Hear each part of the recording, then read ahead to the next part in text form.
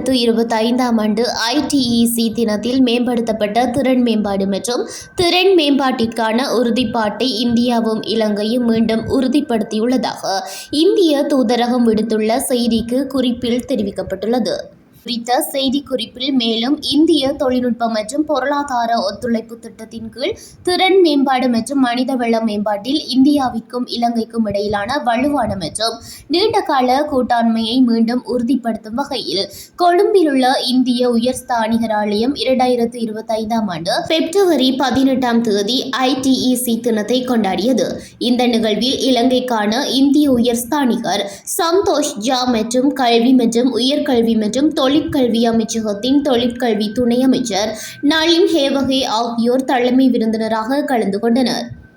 துணை உயர்ஸ்தானிகர் டாக்டர் சத்யஞ்சல் பாண்டே, இந்திய உயர்ஸ்தானிகர் ஆலயத்தின் மூத்த அதிகாரிகள், வெளிவிவகார வளங்கள் துறையின் கூடுதல் இயக்குனர் திருமதி தரங்காலியனகே, கல்வி அமைச்சின் இயக்குனர் திருமதி PS சந்தமாளி ஆகியோர் சிறப்பு விருந்தினர்களாக கலந்து கொண்டனர்.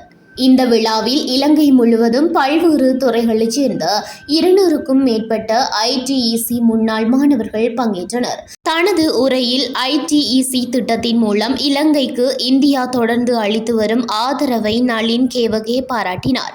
மேலும் ITEC மற்றும் பிற திறன் மேம்பாட்டு கட்டமைப்புகளின் கீழ் விரிவாக்கப்பட்ட வாய்ப்புகளை இலங்கை அரசு எதிர்நோக்குகின்றது என்றும் குறிப்பிட்டார். தேசிய முன்னுரிமைகளை எடுத்துரைத்த அவர், இலங்கையின் வளர்ச்சி உத்தியின் முக்கிய தூண்களாக கல்வி, ஆராய்ச்சி மற்றும் புதுமை மற்றும் தொழிற்கல்வி ஆகியவற்றில் அரசாங்கம் கவனம் செலுத்துவதை வலியுறுத்தினார். மேலும் இந்த முக்கியமான துறைகளில் இந்தியாவுடன் ஆழமான ஒத்துழைப்புக்கான நம்பிக்கையையும் தெரிவித்தார். துணை அமைச்சர் இந்திய அரசாங்கத்திற்கு நன்றி தெரிவித்ததோடு திறன் மேம்பாட்டில் இலங்கையுடன் ஒத்துழைப்பை மேலும் வலுப்படுத்துவதன் முக்கியத்துவத்தை மீண்டும் உறுதிப்படுத்தினார். கூட்டத்தில் உரையாற்றிய உயர்ஸ்தானிகர், ITEC தினம் ITEC அறிஞர்கள் மற்றும் முன்னாள் மாணவர்களுடன் மீண்டும் இணைவதற்கும் அவர்களின் சாதனைகளை கொண்டாடுவதற்கும் ஒரு முக்கியமான தளத்தை வழங்குகின்றது என்று எடுத்துரைத்தார். ITEC முன்னாள் மாணவர்கள் உண்மையிலேயே உலகளாவிய வலையமைப்பை உருவாக்குகின்றார்கள் என்றும் பலர் பல்வேறு துறைகளில் முக்கிய பதவிகளை வகிக்கின்றார்கள் என்றும் இந்தியாவிற்கும் இலங்கைக்கும் இடையிலான நட்புறவின் வலுவான பாலமாக செயல்படுகின்றார்கள் என்றும் அவர் குறிப்பிட்டார்.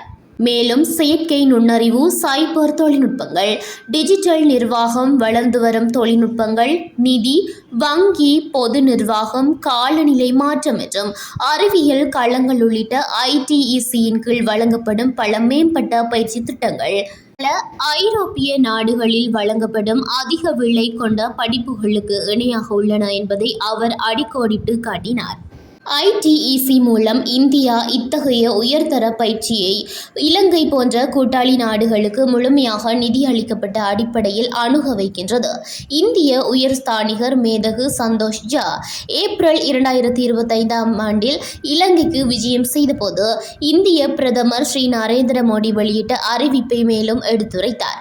இதன் கீழ் இலங்கையின் மனிதவள மேம்பாடு மற்றும் நிறுவன திறன் மேம்பாட்டை வலுப்படுத்துவதற்கான இந்தியாவின் தொடர்ச்சியான உறுதிப்பாட்டை பிரதிபலிக்கின்றது.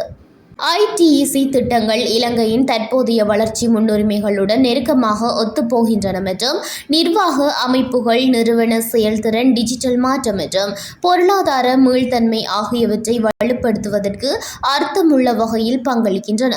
குறிப்பாக சமீபத்திய பொருளாதார சவால்களை சமாளிக்க இலங்கையின் முயற்சிகளின் பின்னணியில் இலங்கை இந்தியாவின் மிக முக்கியமான ITEC கூட்டாளர்களில் ஒன்றாக உள்ளது. இலங்கை அரசு அதிகாரிகள் மற்றும் நிபுணர்களுக்கு ஆண்டுதோறும் 402 முழு நிதியுதவி பயிற்சி இடங்கள் வழங்கப்படுகின்றன. இலங்கை அரசாங்கத்திடமிருந்து அதன் குடிமை பணியாளர்களுக்கான பயிற்சிக்காக பெறப்பட்ட சிறப்பு கோரிக்கையின் அடிப்படையில் 2024ஆம் ஆண்டு டிசம்பரில் இலங்கை ஜனாதிபதியின் இந்தியாவிற்கான அரசுமுறை விஜயத்தின் போது தேசிய நல்லாட்சி மையம் மற்றும் இலங்கை மேம்பாட்டு நிர்வாக நிறுவனம் இடையே ஒரு புரிந்துணர்வு ஒப்பந்தம் கையெழுத்தானது. இந்த புரிந்துணர்வு ஒப்பந்தம் 5 வருட காலத்திற்கு 1500 இலங்கை குடிமை பணியாளர் அதிகாரிகளுக்கு பயிற்சி மற்றும் திறன் மேம்பாட்டிற்கு வழிவகை செய்கின்றது. தேசிய நல்லாட்சி மையம் மற்றும் இலங்கை மேம்பாட்டு நிர்வாக நிறுவனம் புரிந்துணர்வு ஒப்பந்தத்தின் கீழ் 281 சிவில் சர்வீஸ் அதிகாரிகள் அடங்கிய 7 தொகுதிகள் பயிற்சி பெற்றுள்ளன. இந்த திட்டம் மார்ச் 2026ஆம் ஆண்டுக்குள் 321 அதிகாரிகளுக்கு பயனளிக்கும் என்று எதிர்பார்க்கப்படுகின்றது.